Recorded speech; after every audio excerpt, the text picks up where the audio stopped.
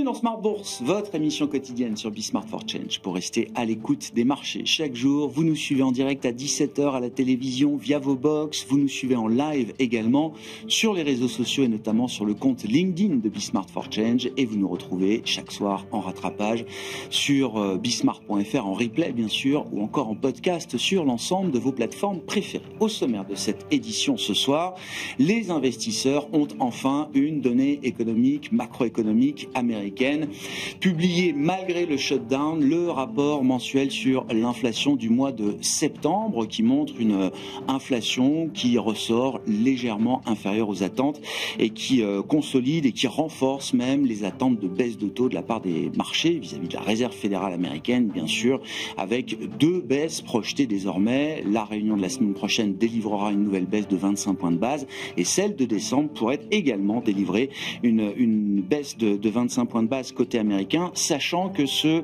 rapport d'inflation aux États-Unis pour le mois de septembre sera très probablement le dernier auquel la Réserve fédérale américaine aura accès avant cette fameuse réunion du mois de décembre qui se tiendra les 9 et 10 décembre prochains. C'est ce qu'a indiqué en tout cas la Maison-Blanche aujourd'hui, avec un shutdown qui est devenu ces derniers jours le deuxième plus long de l'histoire américaine. La partie microéconomique, elle, continue d'animer les marchés avec des situations spécifiques autour de valeurs qui ont publié leurs résultats. On notera aujourd'hui parmi les publications saluées celle d'Accor ou encore de Sanofi au sein du CAC 40. Pauline Gratel vous apporte plus de détails sur les publications majeures du jour dans un instant. Et puis dans le dernier quart d'heure de Smart Bourse, nous nous focaliserons sur le crédit européen et comment une gestion flexible permet justement de naviguer dans ces marchés de crédit avec des prix très élevés et des spreads très serrés.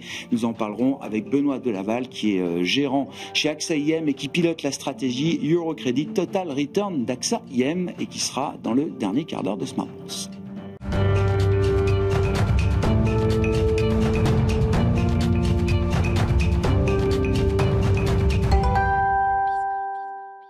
Pauline Gratel est avec nous chaque soir en ouverture de Smart Bourse et vous apporte les infos clés du jour sur les marchés. Bonsoir Pauline. Bonsoir. Les indices européens évoluent globalement à l'équilibre, autour de l'équilibre, en tout cas pour terminer cette semaine. Oui, à noter également, l'Eurostoxx 50 a inscrit un nouveau record ce matin. En France, le CAC 40 évolue en léger repli autour de 8200 points. La séance est rythmée par les résultats du troisième trimestre. On va les détailler après. Avant cela, aux États-Unis, les indices sont en hausse après la publication très attendue de l'inflation américaine de septembre, avec un record à la clé pour le S&P 500, le Nasdaq et le MSCI World. Une inflation américaine pour le mois de septembre qui ressort légèrement inférieure aux attentes. Oui, elle est en hausse de 3% sur un an et de 0,3% sur un mois. Dans sa version cœur, hors alimentation et énergie, elle est aussi légèrement inférieure aux attentes, à plus 3% sur un an et plus 0,2% sur un mois. Les marchés obligataires ont-ils réagi à cette publication, Pauline ? Le rendement américain à 10 ans s'est détendu un peu après la publication et évolue autour de 4% au cours de la séance. En Europe, le rendement allemand à 10 ans remonte un petit peu aujourd'hui autour de 2,60%. Sur le marché des changes, l'euro-dollar se traite au-delà de 1,16. Allons-y pour une nouvelle vague de résultats, à commencer par ceux d'Accor. Accor bondit de 7% en tête du CAC 40 au lendemain de sa publication du troisième trimestre. Accor fait état de résultats conformes aux attentes, relève son objectif annuel d'EBITDA et annonce un programme de rachat d'actions. Le groupe a aussi mis en place des nouvelles mesures d'économie pour compenser les effets de change négatifs. Parmi les autres publications saluées aujourd'hui à Paris, on trouve le poids lourd Sanofi. Sanofi gagne 3% après avoir fait état de résultats supérieurs aux attentes pour le troisième trimestre, avec un résultat opérationnel en hausse de 8,5% à taux de change constant, et les objectifs sont confirmés. Rien à redire par ailleurs sur les résultats de Safran qui sont solides, mais le titre Safran recule néanmoins de 2% après cette publication. Oui, Safran relève à nouveau ses perspectives annuelles en incluant l'impact des droits de douane et fait état d'un troisième trimestre solide. Le chiffre d'affaires organique progresse de 18,5% sur la période. Le groupe a aussi rattrapé ses retards de livraison, mais cela ne suffit pas à rassurer le marché. On notera qu'Unibail-Rodamco Westfield dans les foncières cotées déçoit le marché et le titre est en baisse. Oui, le groupe relève ses objectifs annuels, mais surtout annonce par surprise surprise le départ de son président du directoire. Il sera remplacé dès le 1er janvier 2026. Le titre recule de 2% au pire de la séance. Parmi les autres baisses, Vinci cède 3%, malgré une hausse du chiffre d'affaires de près de 5% sur la période. Hors CAC 40, des mouvements majeurs à la baisse pour Mersen et Nexity aujourd'hui. Oui, le fabricant de matériaux électriques Mersen dégringole de 20% après avoir abaissé ses perspectives de 2025. Nexity, de son côté, plonge de 10% après l'annonce d'un repli de 20% de son chiffre d'affaires sur les 9 premiers mois de l'année. Aux États-Unis, Intel voit son titre bondir après sa publication hier soir. Oui, le titre ouvre en hausse de plus de 6% à Wall Street. Sur un an, les actions de Intel se sont envolées de 90% et dépassent la hausse de Nvidia par exemple. Concernant ses résultats, Intel a dépassé les attentes et renoue avec la rentabilité au troisième trimestre. AMD, dans son sillage, grimpe aussi de 6%. Et c'est encore un programme chargé qui s'annonce la semaine prochaine, Pauline. Oui, la semaine prochaine, on regardera les décisions monétaires de la Réserve fédérale et de la Banque centrale européenne. On attend aussi l'inflation de la zone euro en octobre et les premières estimations de croissance du troisième trimestre. Côté résultats, la saison va encore monter en puissance. Aux États-Unis, on attend notamment Microsoft, Amazon, Apple, Alphabet, Meta ou encore Boeing. En France, de nombreuses entreprises du CAC 40 sont attendues et plusieurs banques, notamment comme BNP Paribas, Société Générale ou encore Crédit Agricole. Pauline Gratel avec nous chaque soir en ouverture de Smart Bourse pour vous apporter les infos clés du jour sur les marchés.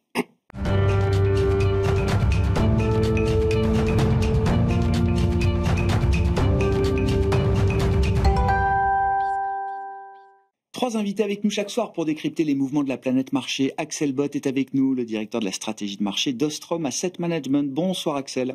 Bonsoir. Alexandre Baradez nous accompagne, chef analyste chez IG. Bonsoir Alexandre. Bonsoir. Et Patrice Gautry est également à nos côtés, chef économiste de l'Union bancaire privée. Bonsoir Patrice. Bonsoir Grégoire. Merci d'être là Patrice. Deux bonnes nouvelles. Première bonne nouvelle, le rapport sur l'inflation aux États-Unis pour le mois de septembre a été publié finalement avec un peu de retard malgré la paralysie de l'administration qui se poursuit aujourd'hui encore. Deuxième bonne nouvelle, l'inflation visiblement est un peu moins élevée que ce qu'attendait le consensus des économistes et pave la voie à de nouvelles baisses de taux, au pluriel bien sûr, pour la Réserve fédérale américaine.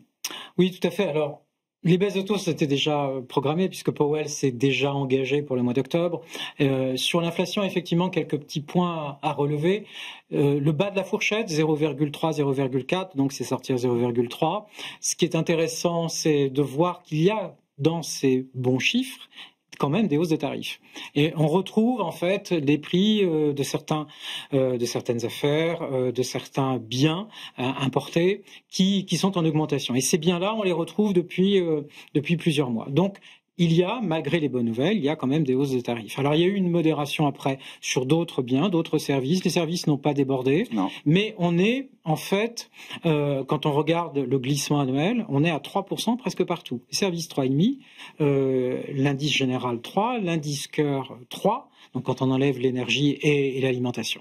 Alors, quel est le scénario que l'on peut attendre sur les prochains mois ? On va encore avoir distiller au fur et à mesure des mois, peut-être encore jusqu'au premier trimestre 2026, ces petites hausses de prix, puisque les entreprises, en fait, ont, je dirais, étalé les hausses de prix liées aux tarifs selon, en fait, la demande ou selon l'état de leur stock. Donc, on va avoir encore des dérives dans un certain nombre de biens qui va maintenir, effectivement, un petit peu de hausse de prix sur le mois pour ces biens-là, relativement beaucoup plus fort que ce que l'on a en termes de tendance. Ce qui veut dire que si les services restent sur leur même tendance, donc 0,2, 0,3 du côté des services du loyer, par exemple, c'est la composante la plus importante, on va avoir une inflation qui évolue 3, 3,2, peut-être même pas 3,5, et donc sur encore les prochains mois. Ce qui veut dire que c'est pas un bon chiffre en absolu. 3%, c'est plutôt élevé.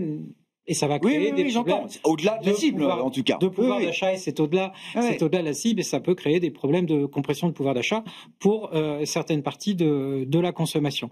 Mais néanmoins, la Fed peut regarder au-delà de ça. Parce que une fois qu'on aura passé le premier trimestre, en fait, on va avoir des effets de base, ce qui devrait ramener l'inflation vers un régime de 2,5. Donc il faut se souvenir de ces craintes qu'on avait liées à cette politique tarifaire menée de manière spectaculaire par Donald Trump depuis avril dernier. Ces craintes-là, finalement, elle s'apaise ou elle s'atténue au fur et à mesure qu'on voit ces chiffres sortir, même si l'inflation tarifaire existe, Alors, c'est pas l'inverse. Mais elles ont été absorbées. Ça a mis du temps. Et pratiquement, on commence à être à peu près maintenant au fameux 14-15% en moyenne sur les prix. Donc ça a mis du temps à ce que les taxes soient implémentées et que cela ait un impact. Et les entreprises, après, ont elles-mêmes, les importateurs ont joué un peu à l'amortissement avec une partie des marges et les entreprises face aux consommateurs ou face à d'autres distributeurs, elles-mêmes ont absorbé en partie. Donc en fait, on a mis longtemps à monter en charge. Il y a eu un certain nombre d'acteurs économiques qui ont absorbé en partie, ce qui explique effectivement ce délai. Et d'autre part, on a eu, sauf le dernier mois, on a eu une absorption en fait de ces hausses-là par des prix de l'énergie qui étaient relativement bas. Il y avait effectivement des variations mensuelles qui étaient négatives et encore, maintenant on sort de cela, des contributions annuelles qui étaient elles aussi négatives. On est en train d'en sortir, ce qui donne un petit socle pour l'inflation, mais c'est vrai que c'est pas une bulle. Et on ne va pas avoir certainement l'inflation à 6%. D'accord avec ça, Axel. La dérive de l'inflation au-delà de niveaux supportables pour la Fed, j'entends, liée aux tarifs, cette dérive n'aura pas lieu. Elle n'aura pas lieu. On ne sait pas encore. Le problème de la politique tarifaire de Trump, c'est que c'est pas un one-off précisément. C'est pas une hausse unique. La politique tarifaire, elle change tout le temps. Son périmètre change tout le temps. Les pays concernés changent tout le temps. Les biens sont plus ou moins ciblés. Là, il vient de remettre en cause sa relation avec le Canada de nouveau. Donc, on ne sait pas ce qui peut en advenir. Donc, c'est tout la problématique de cet épisode-là. Si on monte une fois les tarifs et qu'on fixe les règles du jeu, l'absorption par les boîtes initialement, puis par les consommateurs, peut être assez lisible. Là, ça ne l'est pas forcément. En revanche, on sait qu'on a devant nous une période de désinflation qui viendra du logement, puisqu'on le voit dans les nouveaux loyers. Les nouveaux loyers sont à peu près 10% en dessous de l'année dernière. C'est l'argument clé d'un Stephen Mairan aujourd'hui. Oui, alors c'est la baisse à venir des prix du logement. C'est comme ça, en tout cas, qui justifiait la nécessité peut-être d'une jumbo cut en septembre dernier. Oui, et puis d'une manière générale, je pense, c'est une façon de détourner l'attention des tarifs pour lui, et puis aussi parce que objectivement, l'activité dans le logement est très faible à cause du niveau des taux. Mais il a un point quand même sur cette histoire de logement. Je pense qu'il a un point. Alors globalement, dans quelle mesure il ne faut pas confondre l'évolution cyclique du logement de l'aspect structurel. On sait qu'il manque encore beaucoup de logements et on ne construit pas suffisamment. Et les tarifs posent des problèmes de coûts de construction. Là, les politiques migratoires posent des problèmes de capacité dans le secteur. Donc, si on relance trop vite la demande, on peut se retrouver à faire remonter l'inflation de logement qui est très inerte et comment dire pérenne dans le temps. Donc il faut faire attention à ça. Mais c'est vrai qu'on sait que on a 6-9 mois devant nous, l'inflation des logements va baisser, peut-être même tout au long de 2026. Donc là, ils peuvent effectivement voir que l'inflation tarifaire, elle peut être masquée par d'autres aspects. Et quelque chose qu'il va falloir aussi en tête pour la Fed, c'est que quand on parle de l'énergie, par exemple, les prix de l'électricité sont en hausse de 5%. Et ils ont monté considérablement depuis 2021 pour les ménages comme pour les entreprises. C'est les effets d'éviction du boom de l'IA. Et donc ça, c'est le fait que la croissance soit tellement concentrée sur l'IA, ça crée des externalités négatives pour beaucoup de secteurs qui peuvent être contraints. Donc cette forme en K, cette économie en K, effectivement, avec une barre qui monte très forte, celle de l'IA, et puis d'autres le reste secteurs de l'économie qui détruit les emplois. Sont un peu englués. Donc il faut voir comment ça pousse pas un scénario stagflationniste dans une partie de l'économie. Auquel cas, je ne sais pas s'ils auront le courage de faire, sans doute pas la prochaine fête qui se dessine, d'aller provoquer un ralentissement de façon à calmer ces tensions. Donc ça, c'est une vraie question pour la Réserve fédérale, même si aujourd'hui, il n'y a aucun suspense sur ce qu'ils vont faire sur les 2 prochains meetings, et probablement un peu au-delà aussi d'ailleurs. Ouais, bon. 2 baisses de taux qui semblent acquises, en tout cas celle de la semaine prochaine semble l'être, Alexandre. Celle de décembre est en bonne voie d'être acquise, d'autant que je le disais en introduction, il n'y aura peut-être pas de prochain rapport sur l'inflation aux États-Unis d'ici la fin de cette année. La dernière réunion de la Fed cette année a lieu les 9 et 10 décembre.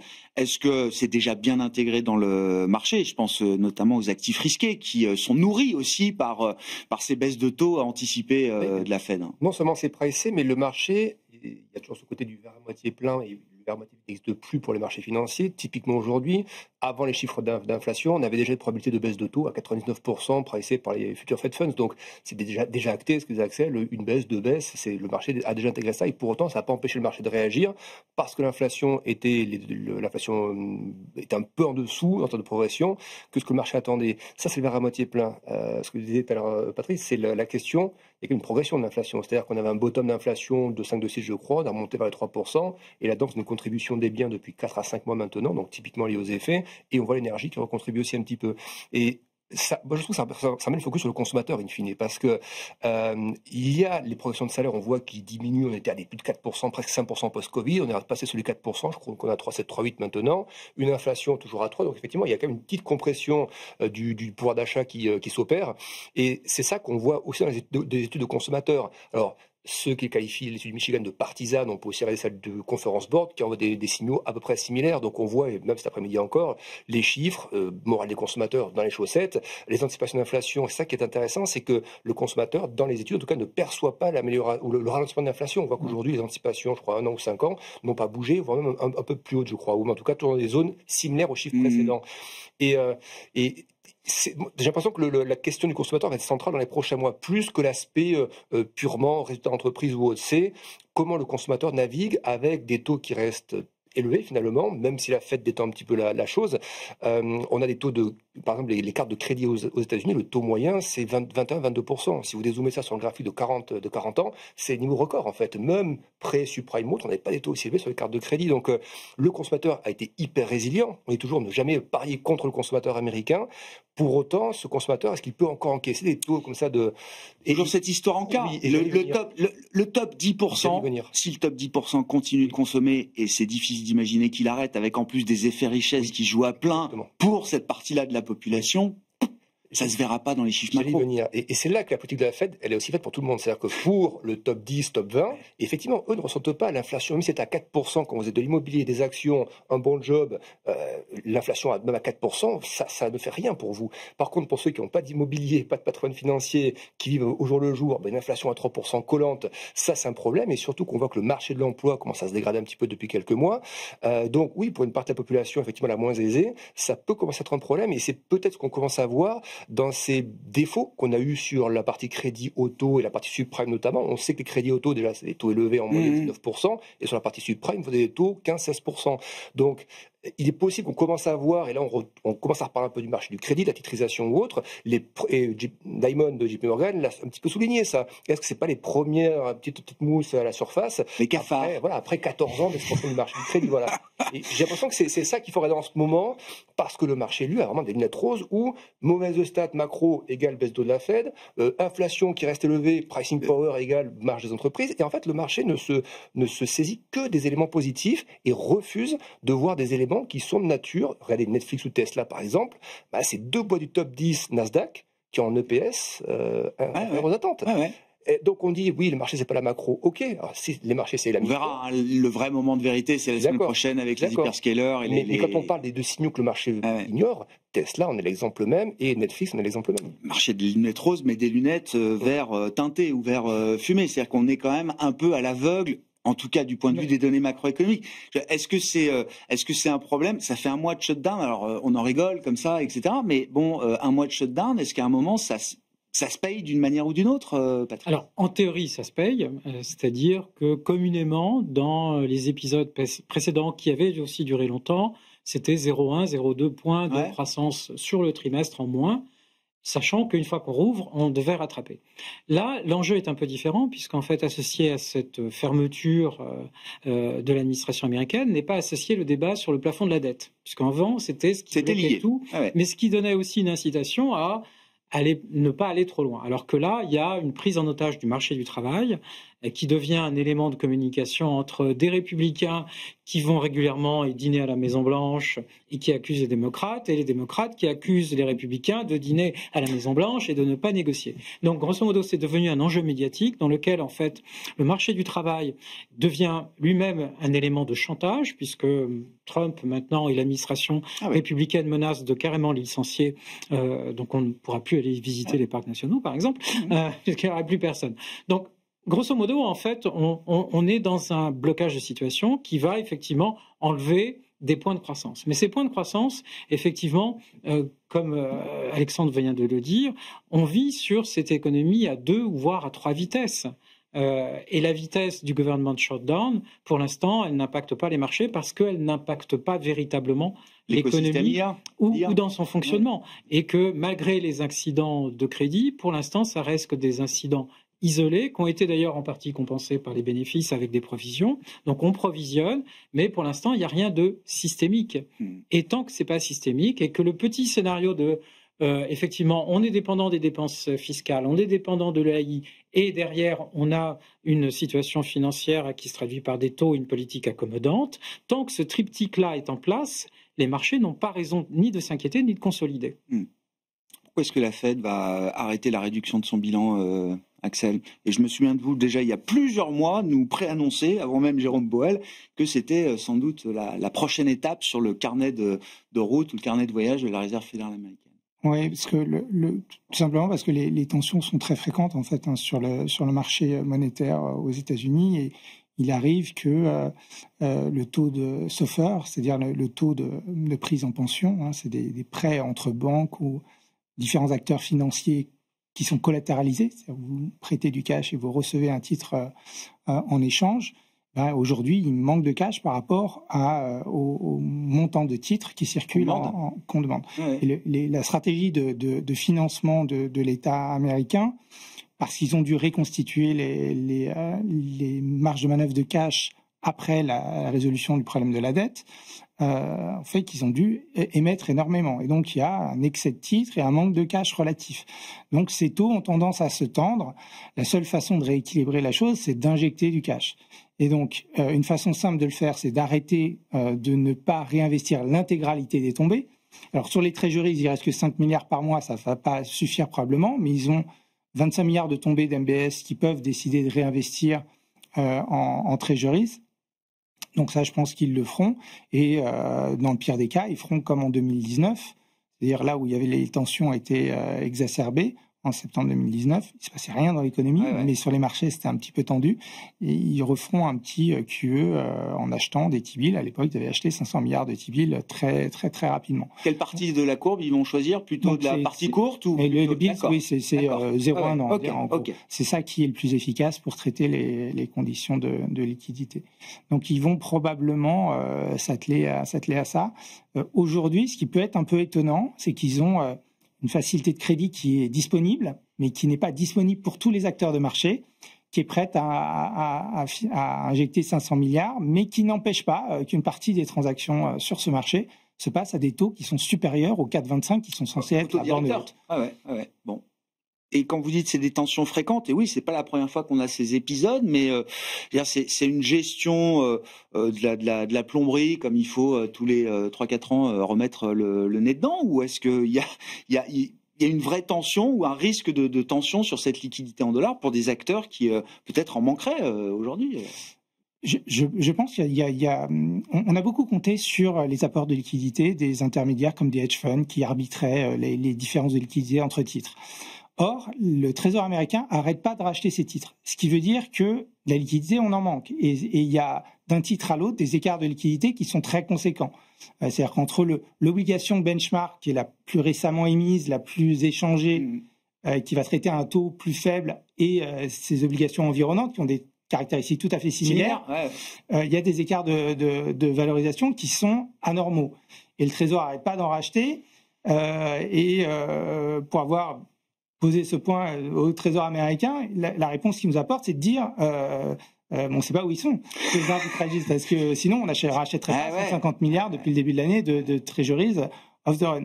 Donc il doit manquer à la fois, alors liquidité c'est un terme qui englobe beaucoup de choses, mais sur la liquidité de marché c'est probablement pas aussi fluide que ça pourrait l'être. On sait que les déficits sont conséquents, donc on va avoir des obligations qui vont venir alimenter aussi ce marché pendant longtemps. Et puis sur la liquidité, sur le très court terme, c'est pas non plus la panacée, visiblement. Donc la Fed va redevenir nette acheteuse dans le marché. Probablement. Ouais.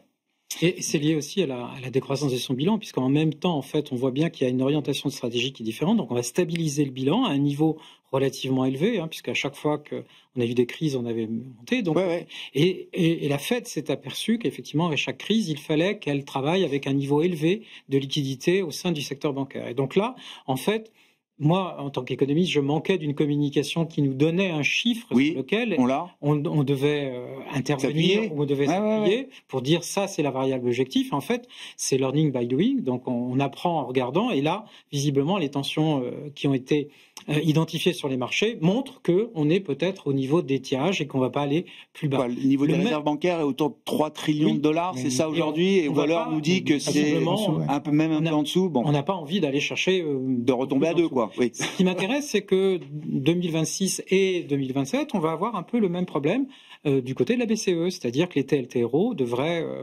probablement revenir, parce que là aussi, les liquidités bancaires, la réduction régulière du bilan de la banque amène une réduction qui est plus soutenue que la réduction du bilan de la Fed aujourd'hui. Enfin, on ne partait pas du même niveau, etc. Voilà. Mais et donc, ce problème, va arriver également pour la Banque centrale européenne. Ça va bien tomber, parce que ça vient à un moment où la politique budgétaire, la rigueur, c'est plus que c'est, l'austérité encore moins.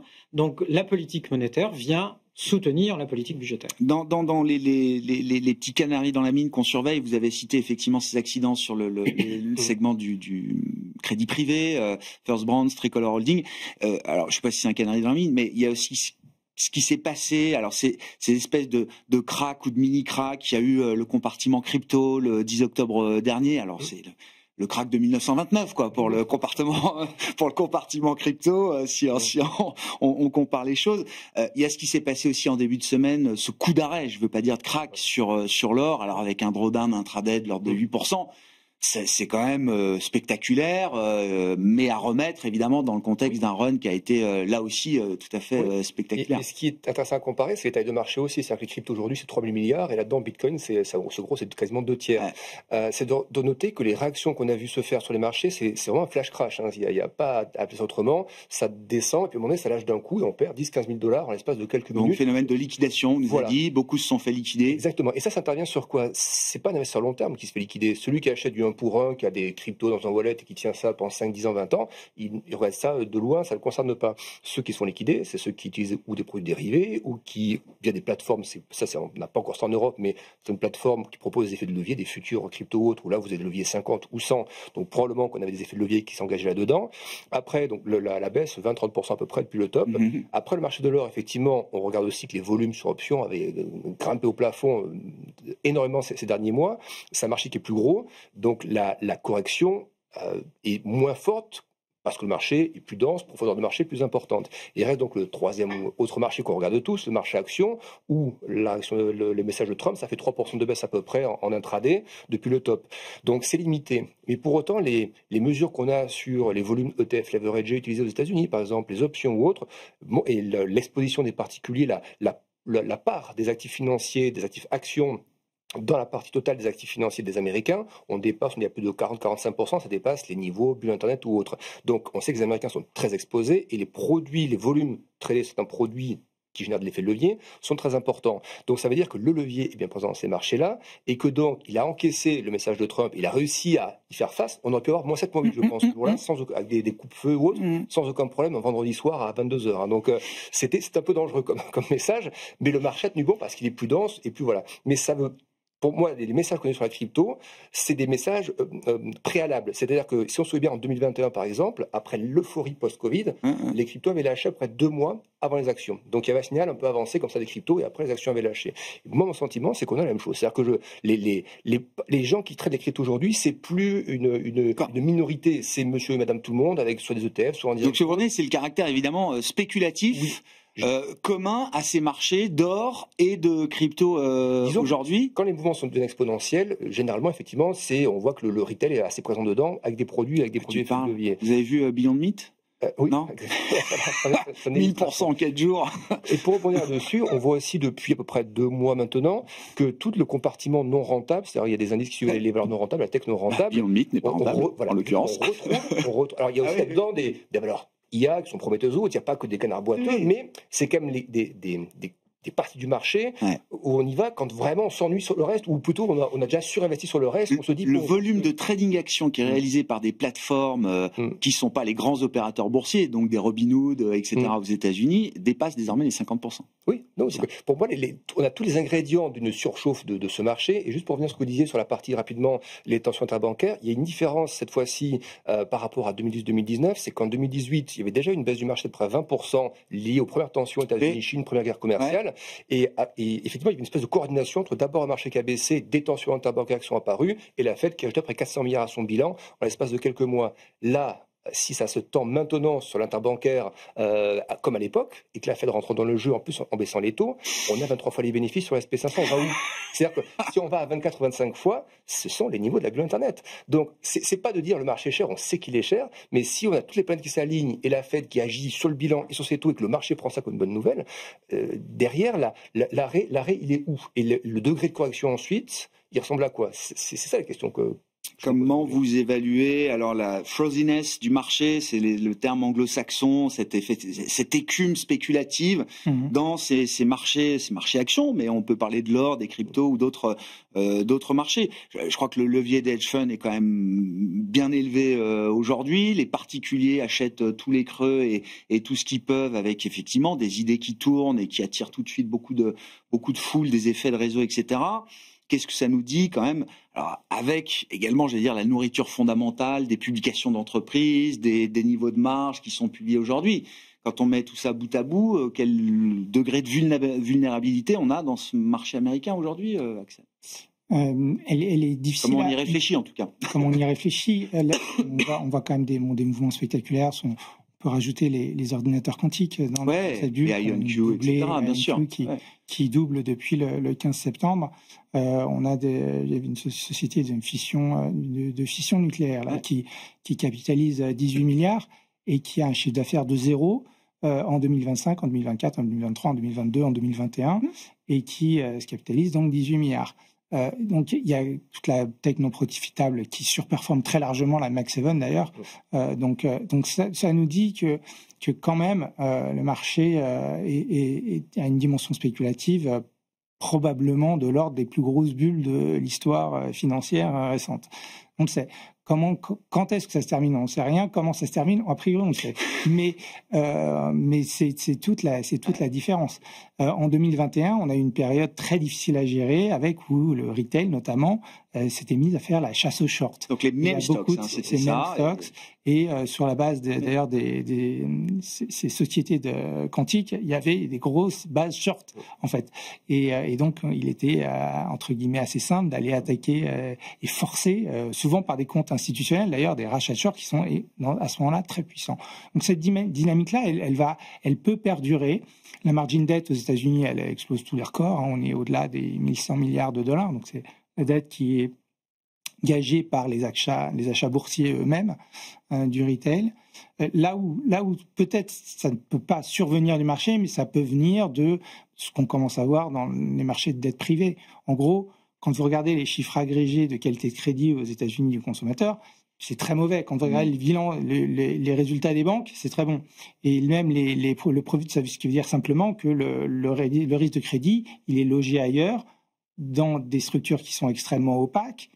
Et une des choses les plus incroyables pour Zions, qui avait fait un petit peu les gros titres il y a quelques jours, c'est qu'il les contrats une des banques régionales en difficulté, donc qui perd 1 milliard de capi pour une exposition de 50 millions. Donc bon, les marchés peuvent aussi exagérer dans les deux sens.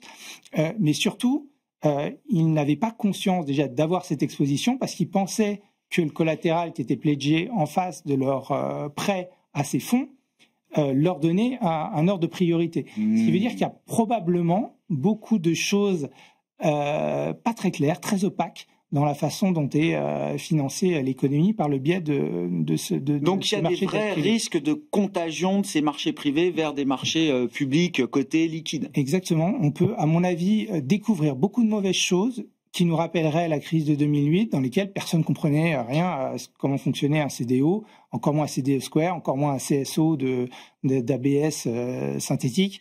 Et au final, cette complexité elle s'est traduite par une prime de risque surtout d'opacité en fait.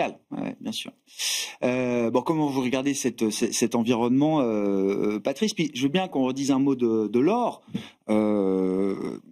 Comment vous comprenez quand même? Ce sera l'un des mouvements de cette année 2025. Qu'est-ce que vous comprenez à ce mouvement de l'or? Est-ce que c'est le fondamental ou la peur fondamentale du débasement, du risque de crise globale, de l'endettement, de perte des valeurs des monnaies fiduciaires, etc. On veut mettre ce rationnel, en tout cas dans le narratif, ou est-ce qu'on est là, je sais pas, dans des phénomènes purement spéculatifs, avec notamment une once d'or qui a encore pris 20% depuis Jackson Hole, alors que le dollar, par exemple, s'est stabilisé, que les break-even ou les swaps d'inflation restent quand même tout à fait contenus. Enfin, d'autres marchés, comme le marché obligataire, sont pas en train de jouer le debasement trade comme on veut le croire sur un marché comme celui de l'or, par exemple. Sur l'or, depuis début de l'année, en fait, on a tous les narratifs qui rentrent dedans. Ouais, alors ça, c'est-à-dire, vous pouvez pratiquement y mettre tout. Oui. Et l'économie mondiale, avec son côté politique et géopolitique, ça peut expliquer effectivement. Donc, il y a eu des phases successives. Hein. Si on veut, pour simplifier peut-être, première phase effectivement de montée de l'or, c'est l'arrivée de Donald Trump avec l'annonce des tarifs.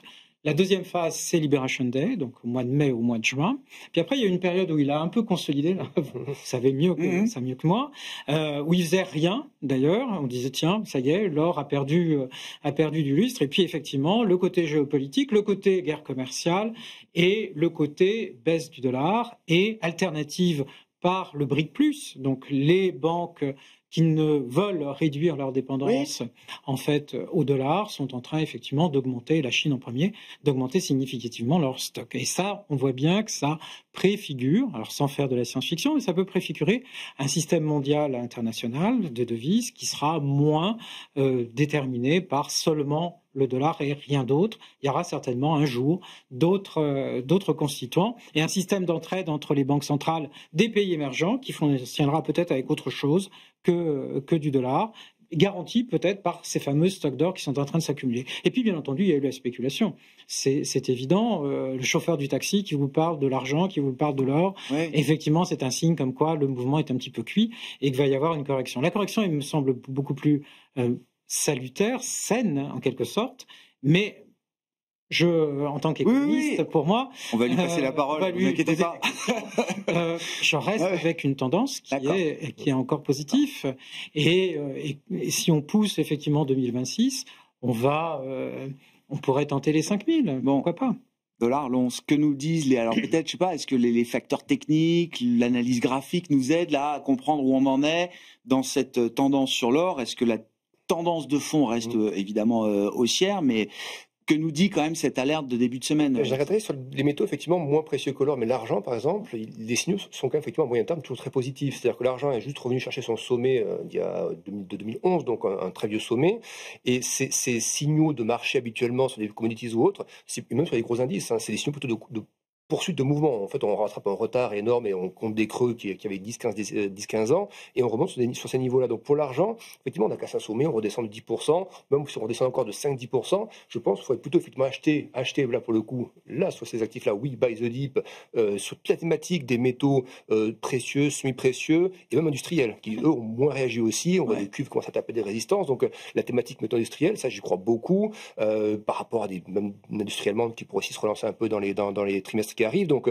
toute la partie métaux industriels encore pas trop chère et là-dessus très chaud pour y aller. L'or moins parce que ça a quand même surperformé par rapport à l'argent déjà avant ce rallye, mais des métaux comme l'argent, je vois pas, il y a des arguments industriels aussi pour l'argent, des arguments de stock, des arguments de production ou autres qui soutiennent les cours sous ce moyen terme. Donc l'or, je le mets quand même un petit peu à part parce que, et pour compléter ce que disait Patrice, ça va même démarrer en 2022 en fait. Le début du rallye, c'était quelques mois après l'invasion de la guerre de l'Ukraine. Voilà.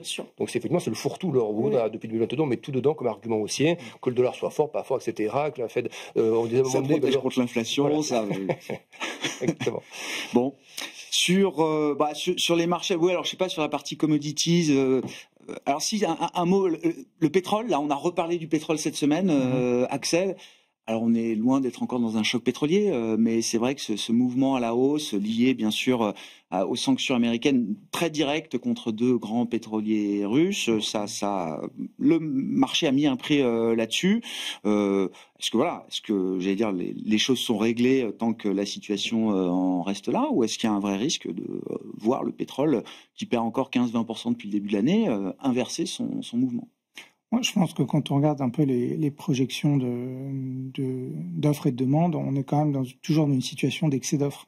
Donc, et la volonté de l'Arabie Saoudite, c'est visiblement de regagner des parts de marché en profitant d'une probable faiblesse de la production américaine. Donc là, on commence à voir un peu moins de forage aux États-Unis. On sait qu'à $60 le WTI, ils n'étaient pas rentables. Alors si on remonte un petit peu, peut-être que ça atténuera la baisse de production, mais le comportement du producteurs américains a quand même beaucoup changé après 2015 et 2020. Ils sont beaucoup plus, ils font beaucoup moins la disciplinés. Oui, c'est ça. Pas du tout drill d'ailleurs. C'est exactement l'inverse. C'est que on est très précautionneux sur cash is king, quoi. Cash is king et la rentabilité king. Souvent, les CEO étaient rémunérés sur la croissance des EBITDA. Donc ça conditionnait un petit peu le chemin de croissance. Et longtemps, le marché du pétrole s'est stabilisé grâce à la croissance du shale oil. Là, apparemment, on a un peu plus de marge de manœuvre pour augmenter un petit peu l'offre. Il y a peut-être un deal entre l'Arabie Saoudite d'ailleurs et Trump pour en profitant, en regagnant des parts de marché, affaiblir un petit peu la Russie, si tant est que ce soit l'objectif réel de Trump. Mais en tout cas, je pense pas que le pétrole aille si loin que ça. Le marché a fait son travail cette semaine avec ces sanctions américaines. Gardez la parole pour un tour de table sur stratégie de marché, du coup, Axel, où est-ce qu'il est de bon ton d'être encore exposé, ou est-ce qu'on a envie peut-être d'être un peu plus défensif aujourd'hui? Est-ce que les marchés actions sont mûrs pour une forme de rotation? On sent qu'il y a des tentatives à la faveur de la saison de publication de résultats, par exemple, ou est-ce que les thèmes historiques de cette année, en tout cas, restent les thèmes porteurs de demain? C'est difficile de se mettre en face du marché action toujours. C'est toujours le problème. Donc, on est obligé d'être un petit peu neutre à positif sur les marchés d'actions en reconnaissant tous les problèmes de valorisation qu'on a pu identifier. Le marché de taux américain, on est à 4, c'est notre prévision pour la fin de l'année. Donc le chemin a été fait. Ouais. Le chemin est fait et on est à peu près à la fair value au niveau des États-Unis. On pense qu'il y a peut-être un risque de repontification l'an prochain, mais tout état de cause, à court terme, on ne voit pas de raison d'être dans un sens ou dans l'autre sur les taux américains. Il y aura peut-être un peu de tension sur les taux européens, parce que je pense que la BCE est un peu trop optimiste sur l'inflation. L'inflation est quand même encore à 2,4 en termes corps, et puis et quand on regarde l'évolution des salaires, on peut imaginer qu'il y a un peu d'inertie à venir dans l'inflation. Donc les marchés sont pricés pour 1,6 l'année prochaine. Oui. Et je pense que ça peut dériver un peu à la hausse. Donc, le creux d'inflation ne sera pas aussi bas que ce qu'on projette pour l'instant. On projette plutôt vers un 8, un 9 avec une inflation fin d'année prochaine à 2%, ce qui fait que le prochain mouvement dans longtemps de la BCE, c'est peut-être une hausse. Donc certains pensent encore que le prochain, c'est quand même une baisse. Mais moi, je pense qu'il faut un gros choc pour que ce soit une baisse. Je pense que c'est un peu l'atout qui garde dans la manche à sortir, mais fondamentalement, je pense que la dynamique de l'inflation est peut-être un peu moins favorable que ce qu'elle croit. Donc ça nous donne peut-être une idée d'aller sur les indexés inflation. Puis on aime toujours le crédit, le high yield un peu moins pour des raisons de valorisation, mais on voit pas tellement de catalyseurs en Europe pour qu'il y ait une crise de crédit. Donc voilà, on aime bien le crédit et puis on a du mal à se mettre en face des actions. Ouais, bon, philosophie d'investissement là. Alors il faut rester investi. Déjà, c'est-à-dire que le cash n'est pas le king dans cet environnement. On est obligé aussi avec la traction, ce momentum, cette espèce de vortex que l'on a sur les marchés actions et qu'une politique économique fait tout pour que ça dure. C'est surtout ça en fait. On sait bien qu'effectivement il y a des choses qui sont tendues. Alors plutôt que de toucher les allocations, on va avoir des allocations qui sont en faveur des actions, majoritairement 50, un petit peu même au-dessus, avec encore bien entendu de la technologie américaine, avec des protections. Et en fait, c'est plus maintenant l'art de la protection que de choisir les stocks. Et puis après, on va regarder ce qui n'est pas américain, ce qui est japonais, ce qui est chinois. C'est une autre façon d'acheter encore de la technologie d'ailleurs. Mais on peut regarder moins cher, peut-être moins exposé à certains risques que l'on a décrits en technique de marché. Et puis après, on regardera des valeurs défensives, on regardera aussi un peu le secteur de la santé, parce que là, il y a eu des accords qui ont été signés avec les États-Unis, qui libèrent peut-être un petit peu... baisser un peu la pression. Mais c'est un secteur qui, effectivement, est pas cher.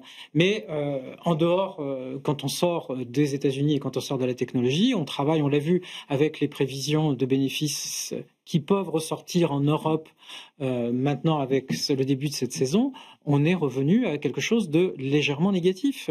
Donc c'est pas glorieux. Puis après, effectivement, je rejoindrai l'approche sur le crédit, avec des petits bémols des côtés, alors sur des trucs très techniques, les CLO, des choses comme ça. D'accord. Là, on va revenir un petit peu, on va remettre de la qualité. D'accord. Et on pas acheter effectivement à des prix qui sont un peu trop tendus. Alexandre? Oui, moi là, je suis toujours assez positif sur la Chine, sur les valorisations, sur le potentiel. Donc l'effet de retard, il y a cette énorme correction de 2021 à 2023, donc il semble qu'il y a toujours du potentiel là-dessus. Mais c'est vrai que sur l'Europe, moi je trouve attractive d'un point de vue des perspectives, le move de l'Allemagne en début d'année, la BCE effectivement qui a cette politique plus active que la Fed.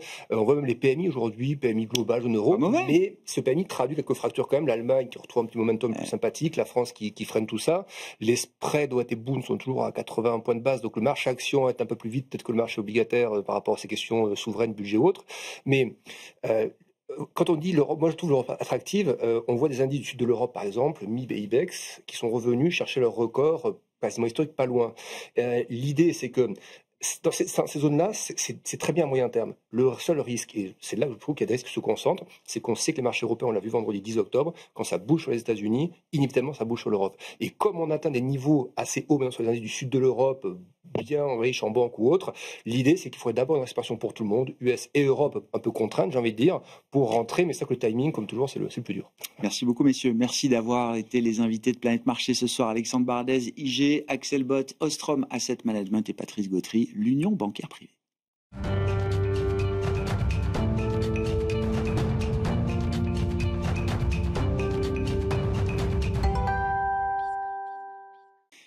Dans ce dernier quart d'heure de Smart Bourse, de notre quart d'heure thématique, je vous propose de voir ou revoir l'un de nos invités cette semaine. Nous évoquions avec lui les marchés de crédit, la dette d'entreprise et les stratégies flexibles qui permettent de profiter de ces marchés de crédit à travers notamment la stratégie Eurocredit Total Return d'AXA IM et son gérant Benoît Delaval.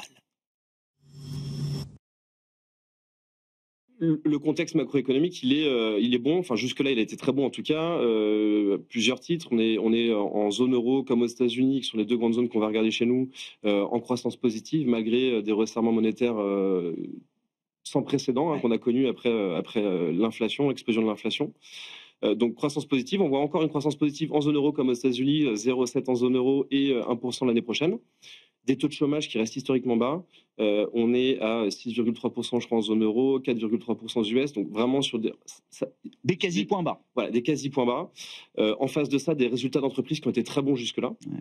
Donc ça, c'est le côté très positif. Après, il y a des petits signaux en face de ça qui commencent un peu à apparaître.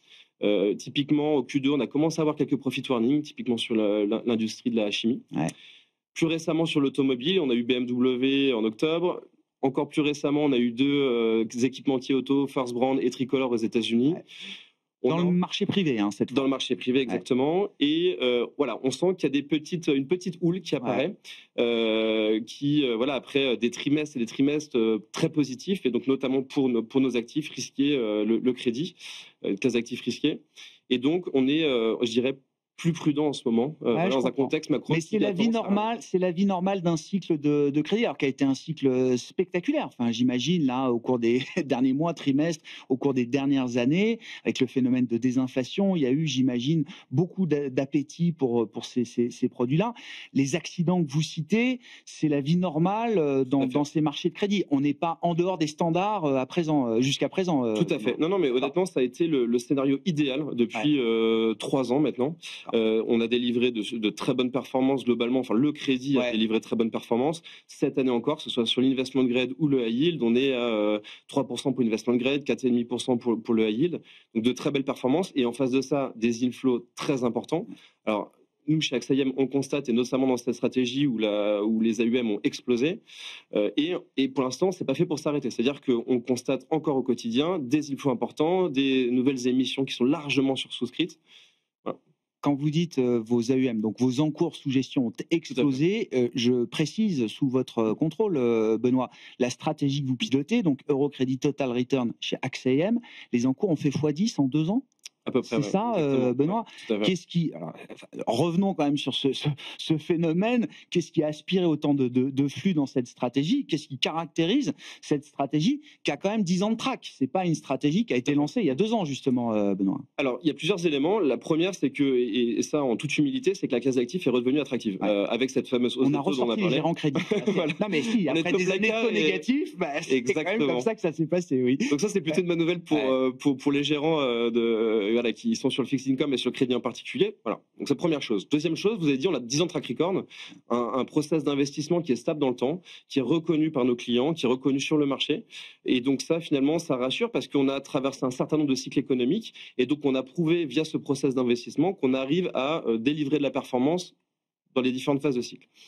Dernière chose, et à mon sens très importante aussi, c'est que, comme vous le savez, il y a eu l'éclosion depuis quelques années de la gestion passive. Et donc là, qui a, pareil, eu des inflows très importants, donc soit sur l'equity, mais aussi sur le fixed income. Et c'est vrai que face à ça, les stratégies dites actives, mais flexibles, donc plus actives qu'une gestion benchmarkée, parce que sur cette gestion-là, on n'est pas benchmarké, bah, finalement, attire aujourd'hui parce que le client va aller chercher de la vraie gestion active, la gestion de conviction, flexible, dynamique.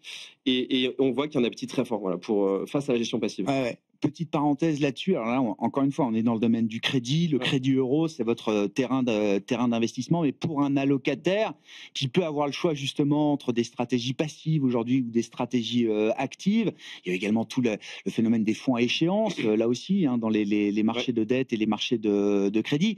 Qu'est-ce que vous lui vendez avec une stratégie flexible, total return? Quel est l'intérêt qu'il a, lui, en tant qu'allocataire, à implémenter cette brique dans sa poche crédit, en l'occurrence? Alors, une nouvelle fois, quand on a la chance d'avoir un bon track record, déjà, on peut vendre ça. On peut vendre comment s'est comportée notre stratégie à travers différents cycles.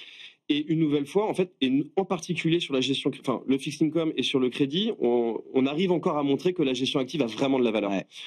Et donc, finalement, moi, ce que je dis souvent aux clients, c'est quitte à aller sur la gestion active, allez vraiment sur la gestion active. Faites du crédit. Faites du crédit, mais faites de la gestion flexible. Faites-nous ce qu'on va aimer, c'est la volatilité.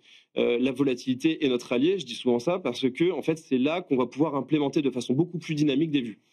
Et sur un fonds ou des stratégies flexibles, finalement, on a la possibilité de complètement revoir l'allocation de notre portefeuille. Donc, on ne suit pas un benchmark. Donc, en fait, on peut revoir l'allocation sectorielle, la sensibilité crédit, la sensibilité taux. Et ça, on le fait vraiment de façon dynamique et voilà, ça prouve dans le temps que ça performe. Ouais, bah justement, si on ouvre un peu le capot de la stratégie, là, concrètement, c'est quoi les moteurs de performance? Alors, les moteurs de performance du passé récent et ceux que vous anticipez, là, pour le futur proche, Benoît? Alors nous, on va regarder évidemment 2 éléments, c'est la partie crédit et la partie taux. Alors c'est un fonds crédit, c'est une stratégie crédit qui s'appelle Eurocrédit Total Return. Mais c'est vrai que on va aussi beaucoup utiliser la partie taux, puisque si on regarde ces 3 dernières années, on voit qu'il y a eu très peu de volatilité sur le crédit. À part quelques épisodes très courts, mais beaucoup de volatilité sur les taux. Donc on a cette possibilité finalement d'ajuster la sensibilité de la stratégie de façon dynamique, et ça a été un catalyseur important de la performance, un vecteur important de la performance. Le crédit a aussi, lui, très bien performé, mais ça, en fait, finalement, on s'est aussi différencié sur la partie taux parce que le crédit a très bien performé. Après, ce qui a joué en notre faveur, c'est des allocations sectorielles qui nous ont été favorables. On a notamment privilégié largement les financières sur ces dernières années, les assurances aussi, plus récemment l'immobilier. Jusqu'à quel niveau de qualité de crédit vous pouvez aller dans cette stratégie, Benoît? Alors, on peut aller jusqu'à high yield. Enfin, le rating moyen de la stratégie doit rester investment grade, mais on peut avoir jusqu'à 49% de high yield. D'accord. En conservant à la fin un profil investment grade, c'est très important pour un certain nombre de clients, et sachant qu'au sein du high yield, on ne peut pas descendre en dessous de B- en termes de rating. Donc finalement, on va principalement se concentrer sur les émetteurs, sur le high yield, sur les émetteurs les mieux notés.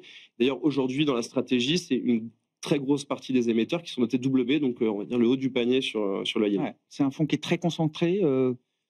certaines gestions de conviction sont parfois très concentrées. Tout à fait. Vous pouvez avoir des poids très forts sur certains émetteurs par rapport à d'autres. Alors, très concentré, compte tenu de la taille de la stratégie, je dirais qu'elle n'est pas très concentrée. En tout cas, ce qui est vrai, c'est que on est plus concentré en relatif par rapport à une stratégie benchmarkée, puisqu'effectivement, comme vous l'avez dit, on va appuyer encore plus nos convictions, donc nos convictions sectorielles. Quand on va aimer un secteur, on va peut-être en mettre plus dans cette stratégie-là que dans d'autres, et aussi sur un émetteur. L'utilisation des dérivés dans les marchés de crédit, justement, est-ce que c'est possible pour vous dans cette stratégie et à quoi ça sert? Est-ce qu'on est simplement dans la dimension de couverture, de hedge, ou est-ce qu'il y a également une partie performance à aller chercher? Tout à fait, une partie performance à aller chercher.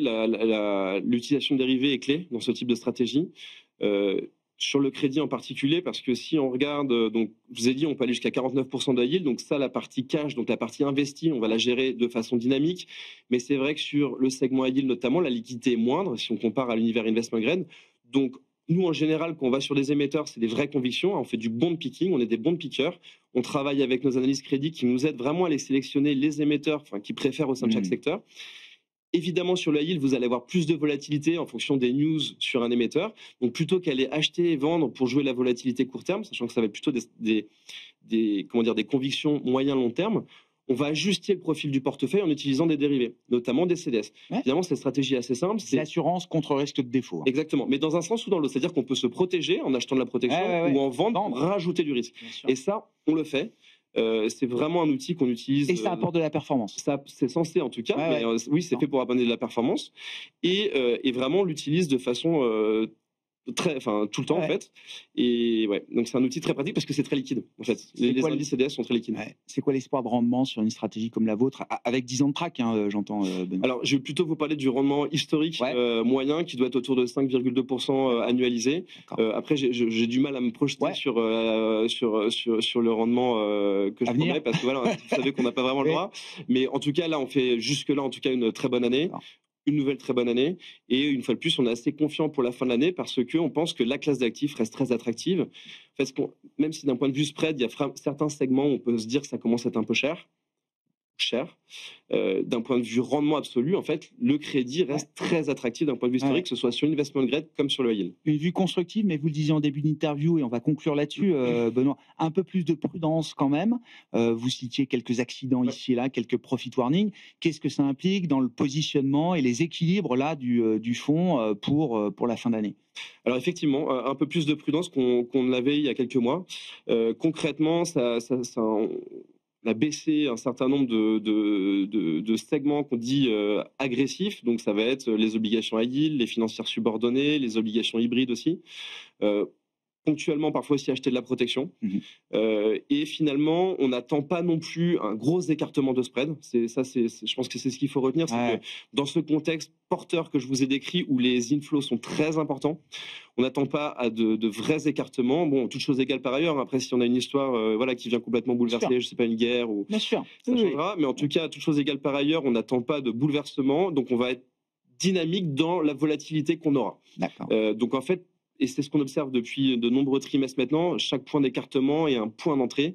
Et ça, c'est un peu la leçon de ces derniers trimestres sur le crédit, c'est que tout écartement est une opportunité pour remettre du risque.